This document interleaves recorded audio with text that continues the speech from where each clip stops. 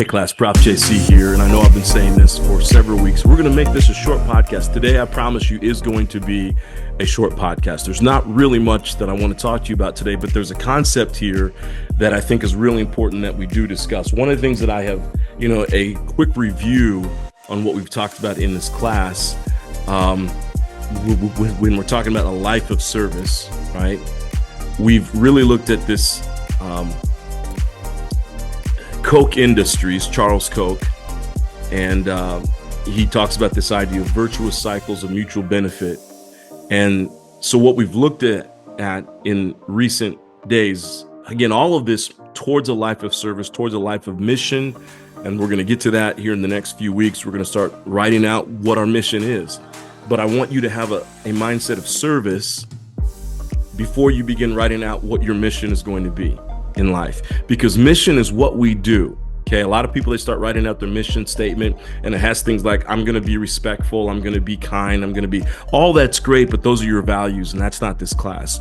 Mission is, now if you've taken a couple of my classes before, these 1 units, then we've talked about your principles, values, your purpose, your vision, right? So once you know your purpose and vision, the mission is, how do we make this thing happen? And I would encourage you to think of a life of service, but not in the original way that you would think about a life of service. Most people hear a life of service and they think, okay, it's about becoming Mother Teresa, or it's about giving up everything and not being in the business world. It's about not making profit. It's about only working for nonprofits. And that's not what I'm saying at all. Now, there's nothing wrong with working for nonprofits, but I got to tell you this real quickly. If you're going to work for a nonprofit, you still have to think from a profit mindset. If you're going to lead a nonprofit, you still have to constantly be thinking from a business mindset. Where am I going to get the next big check? Where am I going to get it, the next contract, the next government contract or federal contract, whatever it is, so I can support the mission that we're trying to do where I'm at. Okay. I actually started in a nonprofit. This was years ago. This might be about 10 years ago, actually about 10 years ago. And I didn't understand this. I went into it because I cared about society and I just thought people would give money based on, because I care and because the mission was good and we were doing really good things. But I didn't understand that has very little to do, especially when you're talking about wealthy people who want to give their money to great causes. They want to know, well, what's happening. Anyway, I'm getting off the subject here. This is why our videos take so long. I get passionate about this. But I want you, when you get to that mission assignment that we get to later on in this semester, I want you to think from that perspective: a life of service, a life of service, a life of service. And so what we talked about already in this class is self-actualization. What you can be, you must be. That needs to be how you live your life. And then how do you elevate as many people around you, especially if you're leading people in a team or an organization. A commitment to lifelong learning, how important that is to consistently, constantly be learning. And if you want to live a life of service, it means you're constantly learning about the world around you. Continual transformation in a life of service. Creative destruction. That's something we talked about last week and how important that is in the life of service. This week, I just want to talk about something that Charles Koch he talks about a lot.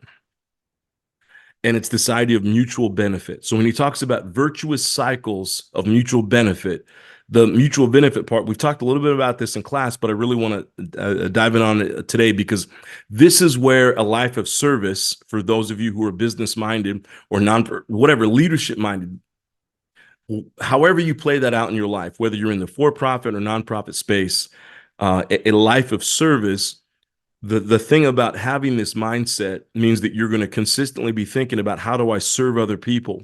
But the reason isn't how do I serve other people so that you can just serve other people. The reason needs to be, how do I serve other people so that if you're running a nonprofit, you have to think from this perspective, so that we're paying the bills on time, so that we're paying payroll. If you're running a for-profit, it's so that we bring in more customers, more clientele.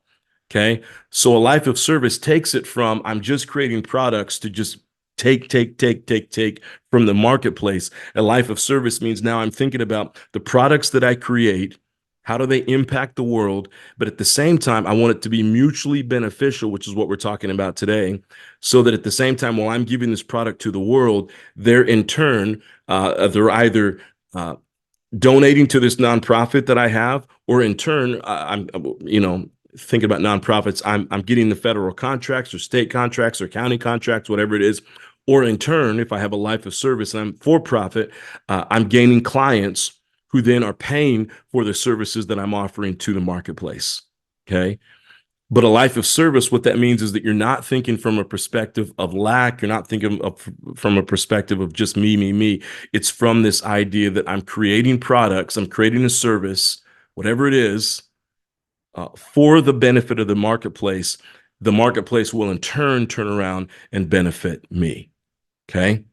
So mutual benefit, if I were to read from the website, Coke, from Coke Industries, and actually it's called principles-based management.com, which is from Coke Industries. Here's what they have to say about mutual benefit. The principle of mutual benefit. This principle guides us to take a win-win approach in all that we do versus win-lose, win-win approach.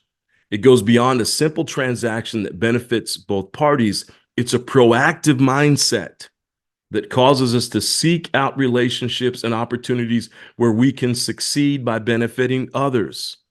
Okay, so I love that intentional aspect of it. A life of service isn't sitting behind a screen or sitting in your bedroom or sitting in your office. It's intentionally seeking out relationships where you can serve, seeking out relationships where you can give. And again, mutual benefit. It means obviously you're benefiting others, but that will in turn benefit you, benefit your team, benefit your organization.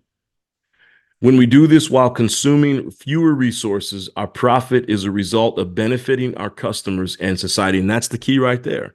Yes, profit. I'm for profit. I said this in class the other day. I'm a capitalist. Okay. I have no problem with profit whatsoever.